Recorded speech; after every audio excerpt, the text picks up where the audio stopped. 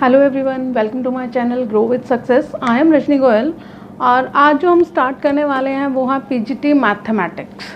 ठीक है, which is very important. जो भी एचटेट, केवीएस, एनवीएसडी, ट्रिपल एसबी के पीजीटी के एग्ज़ाम्स देने वाले हैं, मैथ्स का पोर्शन जहाँ आने वाला है पीजीटी मैथमेटिक्स में, वहाँ पे ये वीडियोस आपके लिए बहुत ज़्यादा हेल्पफुल रहने वाली हैं। देखिए, कंटेंट तो हम लोग सभी पढ़ लेते हैं, बुक्स में से भी पढ़ लेते हैं, बट हमारी मेन प्रॉब्लम क्या रहती है कि हमें क्वेश्चंस को किस तरह से सॉल्व करना है, हम वहाँ अटक जाते हैं जनरली पेपर्स में। ठीक है, या फिर हमें उन्हें जल्दी से एनालाइज करना आना चाहिए कि हमें किस क्वेश्चन कौन से चैप्टर का है, या हमें उसमें कौन सा फॉर्मूला लगाना है या कंसेप्ट यूज़ करना है। ठीक है, तो ये जो मैं आपको वीडियो स्टार्ट करवा रही हूँ, ये मैं इनके प्रैक्टिस सेट लेके आई हूँ आपके पास पीजीटी मैथ्स के लिए। ठीक है, एवरी प्रैक्टिस सेट कंटेन्स 30 और 40 questions and which is very helpful for you, जो कि कंप्लीट सिलेबस में से आपके पास प्रैक्टिस सेट रहने वाले हैं। ठीक है, जिसमें हम कंप्लीट सिलेबस को कवर करेंगे और जिसमें आपके पास वैरायटी ऑफ क्वेश्चंस आएंगे in the form of MCQs, जिससे कि आपको पता होगा कि किस तरह से आपको थोड़े टाइम में आपको, अगर आप मेरी वीडियो से जुड़े रहेंगे तो आपको समझ आ जाएगा कि क्वेश्चंस को सॉल्व कैसे करना है, ये कौन से चैप्टर का क्वेश्चन है, इसमें क्या कंसेप्ट लगाना है। These videos are very helpful for all of the students जो भी पीजीटी मैथमेटिक्स की तैयारी कर रहे हैं, चाहे वो एचटेट हो, चाहे केवीएस, चाहे एनवीएस या फिर डी ट्रिपल एस बी। ठीक है, तो आइए अब स्टार्ट करते हैं। और अगर आपने मेरे चैनल को अभी तक सब्सक्राइब नहीं किया है तो आप कर लीजिए, क्योंकि मैं जितना भी प्रैक्टिस सेट यहाँ लेके आने वाली हूँ, पीजीटी मैथ से रिगार्डिंग जितना भी कंटेंट लेके आने वाली हूँ, वो आप सभी के लिए काफ़ी हेल्पफुल रहने वाला है। तो आप मेरे चैनल को सब्सक्राइब कर लीजिए, बेल आइकन को प्रेस कर लीजिए, ताकि आपको मेरे आगे आने वाली वीडियोस की नोटिफिकेशन मिलती रहे। स्टार्ट करते हैं। अब हम प्रैक्टिस सेट 1 स्टार्ट करें आज हम। इसमें फर्स्ट क्वेश्चन है आपके पास, if alpha not equals to beta. दिया हुआ है अल्फ़ा बीटा के इक्वल नहीं है, but alpha square is equals to 5 alpha minus 3 and beta square is equal to 5 beta minus 3। ठीक है, then the equation whose roots are this and this, की वो इक्वेशन कौन सी होगी। कहता है अल्फ़ा और बीटा दोनों इक्वल नहीं है, ये alpha square is equal to 5 alpha minus 3, यानी कि सबसे पहले तो हमें ये समझ में आना चाहिए कि ये क्वेश्चन है कहाँ का। ठीक है, कौन से चैप्टर से है ये क्वेश्चन। आपका है क्वाड्रेटिक इक्वेशन चैप्टर से। ठीक है, कहता है alpha square is equal to 5 alpha minus 3, beta square is equal to 5 beta minus 3। अगर आप ध्यान से देख रहे हो तो दोनों ही क्या बन रहे हैं, अल्फ़ा बीटा किसके रूट्स हो जाएंगे, जनरल इक्वेशन बन रही है। यहाँ से जनरलाइज कीजिए दोनों से, X square minus 5x plus 3 is equals to 0। ठीक है, देन कहता है कि अब आपको एक इक्वेशन निकालनी है जिसके रूट्स हों alpha by beta and beta by alpha. कहता है जो वो इक्वेशन जो बनेगी वो इन चारों में से कौन सी होगी। ठीक है, अब हमें इन दोनों से जनरलाइज करके ये तो पता चल गया कि अल्फ़ा बीटा इसके रूट्स हैं। ठीक है, अब हमें पता है कि सम ऑफ रूट्स क्या होते हैं। सम ऑफ रूट्स का फॉर्मूला एक जनरल इक्वेशन में ax square plus B X plus C is equal to 0 में क्या होता है, माइनस बी अपॉन ए होता है ना। ठीक है, और प्रोडक्ट ऑफ रूट क्या ले लेते होते हैं, सी अपॉन ए। ठीक है, तो यहाँ से लीजिए अल्फ़ा अब प्लस बीटा कितना आ जाएगा, 5 माइनस बी ओवर में 1। ठीक है, दैट इज़ 5, और अल्फ़ा इंटू बीटा कितना आ जाएगा यहाँ से 3। ठीक है, अब आपको क्या चाहिए, जिसके रूट्स ये हों। अगर कोई भी हमें एक क्वाड्रेटिक इक्वेशन लिखनी है जिसके हमें 2 रूट्स दिए हुए हैं, तो हम उसका क्या निकाल लें, सम ऑफ रूट्स और प्रोडक्ट ऑफ रूट्स निकाल लें। क्योंकि हमें पता है एक जनरल क्वाड्रेटिक इक्वेशन हम कैसे लिख सकते हैं, x square minus sum of roots into में x plus product of roots, ठीक है, इज इक्वल्स टू 0। पता चल गया हम ऐसा क्यों कर रहे हैं। तो अब आप यहाँ से इसका सम ऑफ रूट्स निकालिए जो आपको फाइंड आउट करनी है। ठीक है, आप इसका एलसीएम ले लीजिए, कितना आ जाएगा, अल्फ़ा बीटा सॉल्व कीजिए, alpha square plus beta square. ठीक है, alpha square plus beta square को आप ऐसा लिख सकते हैं, अल्फ़ा प्लस बीटा का whole square minus 2 alpha beta divided by alpha beta.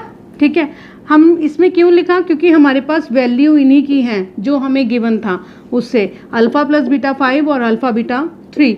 तो ये कितना हो जाएगा, 25 माइनस 6 डिवाइडेड बाय 3।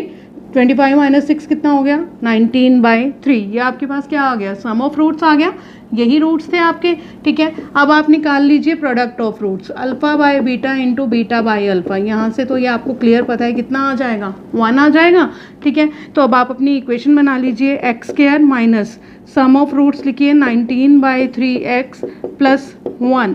ठीक है, एलसीएम ले दीजिए, 3x square minus 19x plus 3 is equals to 0।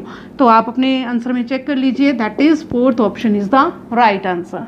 ठीक है, नेक्स्ट क्वेश्चन है आपके पास, r and n are positive integer. कहता है r और n दो आपको कैसे गिवन है, पॉजिटिव इंटीजर गिवन है, r ग्रेटर देन 1 है, n ग्रेटर देन 2 है।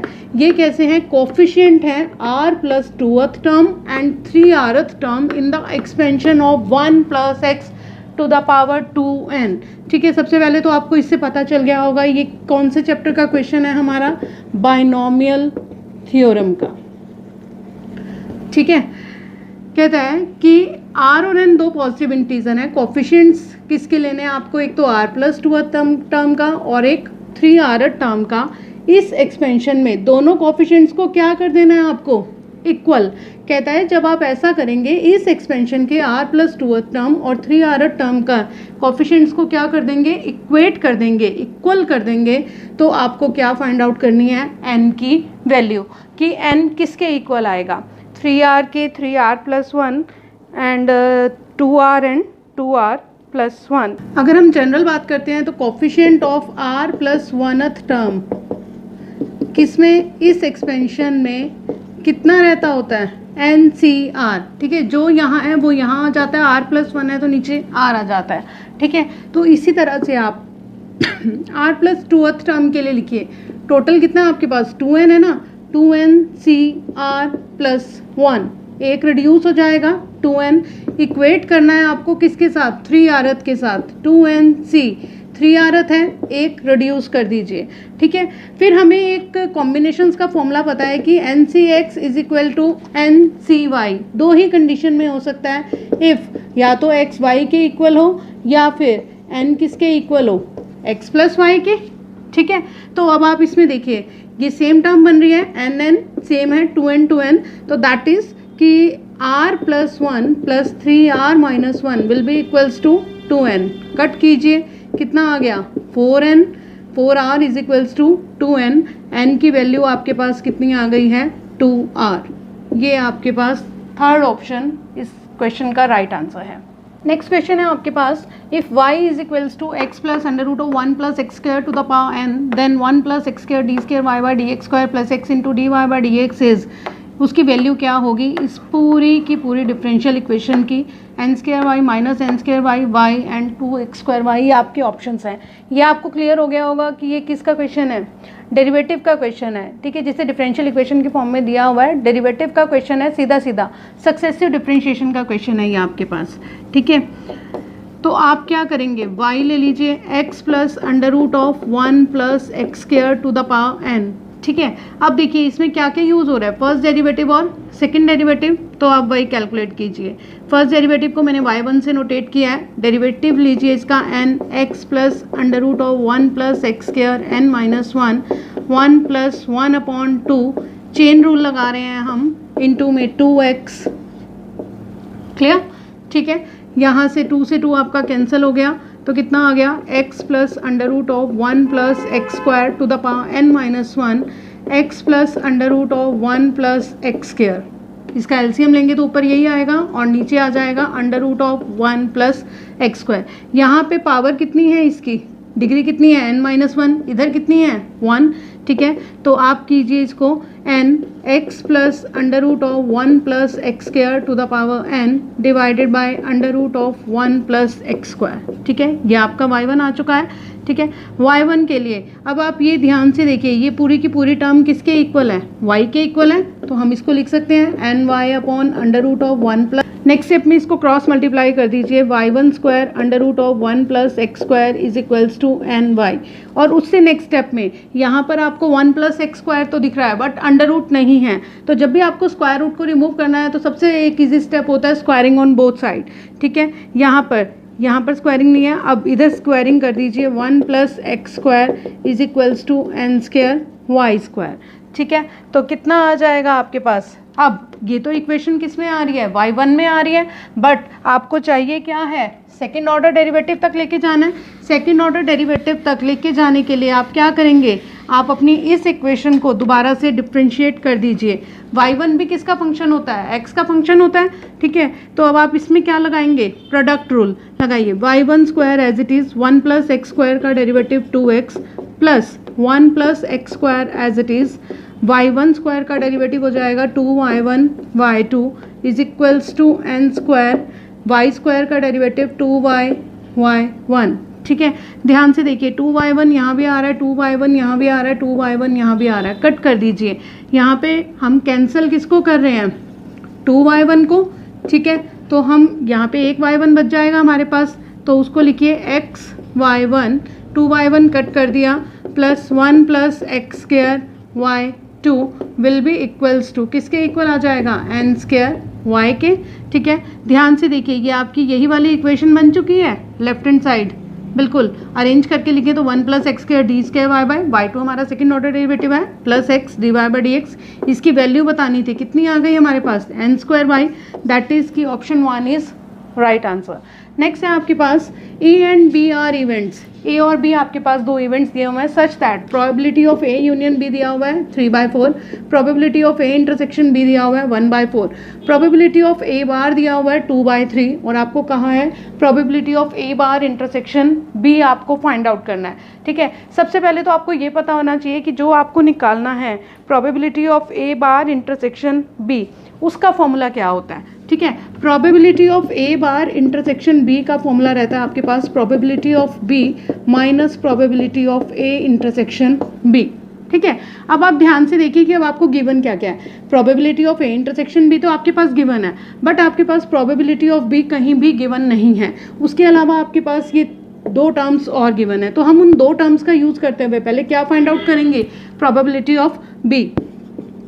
तो आप इधर फॉर्मूला लगाइए, probability of A union B का फॉर्मूला सबको पता है, probability of A plus probability of B minus probability of A intersection B, ठीक है।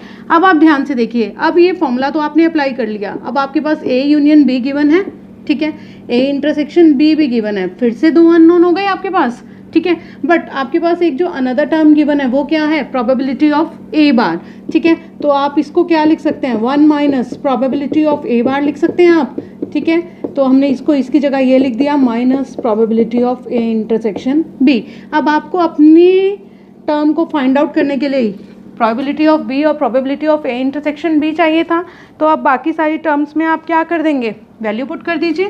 Probability of A union B कितना होता है 3/4, 1 minus probability of A bar कितना है आपके पास 2/3 plus probability of B as it is, probability of A intersection B कितना है 1/4, ठीक है। यहाँ से आप इसको कैलकुलेट कर लीजिए, 3/4 is equals to probability of B plus 1 minus 2/3 minus 1/4, ठीक है। आप इसका सीधा सीधा क्या ले सकते हैं, एलसीएम ले लीजिए, कितना आ जाएगा 12 माइनस 4 2 ज़ा 8 माइनस 3, ठीक है। इधर इक्वल में क्या है आपके पास 3/4, ये कितना हो जाने वाला है probability of B plus 8 3 11 that is 1/12।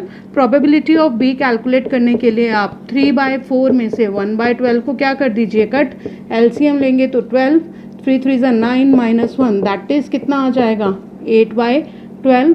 8/12 को अगर आप कट करेंगे तो कितना आ जाएगा, प्रोबेबिलिटी ऑफ बी कितनी आ गई आपके पास 2/3। आपको निकालनी क्या है, probability of A bar intersection B, तो इसमें पुट कर दीजिए, तो probability of A bar intersection B कितना हो जाएगा, फॉर्मूला आपको पता है, प्रोबेबिलिटी ऑफ बी कितनी है 2/3 minus probability of A intersection B कितना हो जाएगा 1/4। सिंप्लीफाई कर लीजिए, इधर एलसीएम लेंगे आप, सिंप्लीफाई कीजिए, इसको कितना आ जाएगा 12 4 2 ज़ा 8 माइनस 3 दैट इज़ 5/12। तो first option is the right answer. Next question है आपका, if A N is equals to under root of 7 + 7 + 7 + and so on have N radical signs, then by method of mathematical induction which is true. an greater than 7 for this, an greater than 3 for n greater than equal to 1, an less than 4, an less than 3. आपको बताना है कि इन सब में से क्या होगा. जब भी आपके पास इस तरह का क्वेश्चन हो तो सबसे पहला स्टेप आपको हमेशा क्या करना है, 7 प्लस ये जो सारी की सारी अंदर वाली टर्म होती है इसको वापस उठा के क्या पुट कर दीजिए जो यहाँ पे होता है an. ठीक है, फिर नेक्स्ट स्टेप में आप स्क्वायरिंग ऑन बोथ साइड कीजिए to remove your square root. तो कितना आ जाएगा, an square is equals to 7 plus an. Quadratic equation में चेंज कीजिए, ये आ जाएगा. ठीक है, अब क्वाड्रेटिक इक्वेशन के रूट आप सभी को पता है किस तरह से बनते हैं, minus B plus minus under root of B square minus 4ac divided by 2a. ठीक है, आप मेरी वीडियोस को देख रहे हैं, अगर आपको कोई फॉर्मूला नहीं भी पता, कोई कंसेप्ट क्लियर नहीं भी है, तो आप यकीन रखिए मैं आपको हर एक फॉर्मूला, हर एक कंसेप्ट क्वेश्चंस के बीच में ही क्लियर कर देने वाली हूँ. अगर आपने नहीं भी पढ़ा है तो आप वीडियोस को कंप्लीट ज़रूर देखिए, लास्ट तक ज़रूर देखिए. ये वीडियोस आपको एग्ज़ाम में बिल्कुल एग्ज़ाम ओरिएंटेड रहने वाली हैं और आपको क्वेश्चन पेपर में क्वेश्चंस को सॉल्व करने में बहुत हेल्प मिलेगी. आपकी स्पीड भी इंक्रीज़ हो जाएगी. ठीक है, तो इसका आप निकाल लीजिए कितना आ जाएगा, 1 plus minus under root of इसके रूट्स फाइंड आउट कर रहे हैं हम, 1 माइनस 4 डिवाइडेड बाय 4 इंटू 7. ठीक है, with negative sign, clear, divided by 2.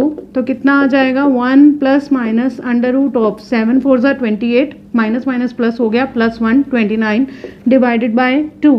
Under root 29 हम सभी को पता है क्या आएगा, 5 पॉइंट. पूरा निकालने की ज़रूरत नहीं है, आपको सिर्फ अपनी जो आपके पास ऑप्शंस गिवन है उनको सेटिस्फाई करवाना है. ठीक है, 1 प्लस माइनस 5 पॉइंट आ रहा है. ठीक है, तो कितना आ जाएगा, ये हमेशा ग्रेटर देन 3 ही रहने वाला है. The right option is an greater than equal to 3 for all n greater than equal to 1. ठीक है, क्लियर. नेक्स्ट है आपके पास, ये थोड़ा सा ट्रिकी क्वेश्चन है, ध्यान से समझिएगा. Limit x tends to 0 log x to the power n minus greatest integer x over greatest integer x. n belong करता है नेचुरल नंबर से, जो ये डिनोट कर रहा है आपका ग्रेटेस्ट इंटीजर लेस देन और इक्वल टू x. ठीक है, अगर ये चीज़ आपको गिवन नहीं भी है तो भी आपको पता होना चाहिए कि ये साइन किसका होता है, ग्रेटेस्ट इंटीजर x. ठीक है, जहाँ पे वैल्यू क्या होती है, या तो इससे छोटी होगी या फिर इसके इक्वल होगी, और ग्रेटेस्ट इंटीजर की ही बात करते हैं हम इसमें. ठीक है, इंटीजर आता है. अब आपके पास कहता है कि इसकी वैल्यू क्या होगी, -1 होगी, हैज़ वैल्यू 0, हैज़ वैल्यू 1, या फिर डज नॉट एग्जिस्ट. बहुत ही सिंपल सा क्वेश्चन है, बस हमें कुछ कंसेप्ट पता होना चाहिए. इसके लिए हमें ये पता होना चाहिए कि लिमिट x टेंड्स टू 0, जब हम ग्रेटेस्ट इंटीजर फंक्शन के ऊपर लिमिट x टेंड्स टू 0 लगाते हैं, दैट डज नॉट एग्जिस्ट, वो एग्जिस्ट ही नहीं करती है. तो जब आप इस पूरे के पूरे टर्म के ऊपर भी लिमिट लगाएंगे, अगर ये एग्जिस्ट नहीं करती तो टोटल भी क्या करेगी, एग्जिस्ट नहीं करेगी. तो option D is the right answer. Next question है आपके पास, if f of 1 is equal to 1, f dash 1 is equals to 2, then limit x approaches to 1 under root of f of x minus 1 over x minus 1 is, कि अगर हम इसके ऊपर limit calculate करेंगे तो हमारी लिमिट कितनी आएगी, 2 आएगी, 4 आएगी, 1 या 1/2. सोल्यूशन करते हैं हम इसका. सबसे पहले जो हमें कैलकुलेट करना है, limit x approaches to 1 under root of f of x minus 1 over under root of x minus 1.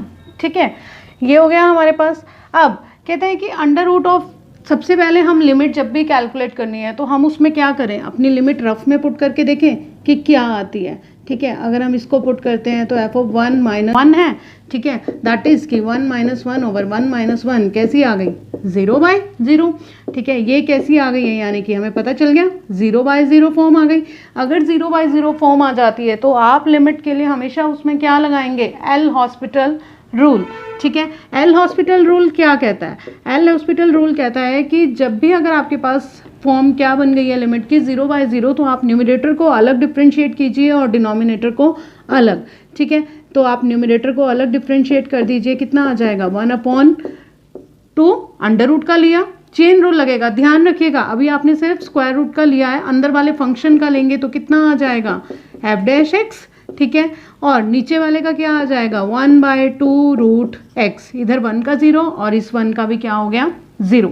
ठीक है। अब 2 से 2 तो आपके पास क्या हो रहा है, कैंसिल हो, इसमें 1 पुट कीजिए डायरेक्टली, ठीक है। तो क्या आ जाएगा आपके पास, इधर आ गया f-1 डिवाइडेड बाय, इधर भी कितना आ जाएगा अंडर रूट ऑफ f(1), ये तो 1 ही हो जाएगा क्योंकि x 1 को अप्रोच कर रही है।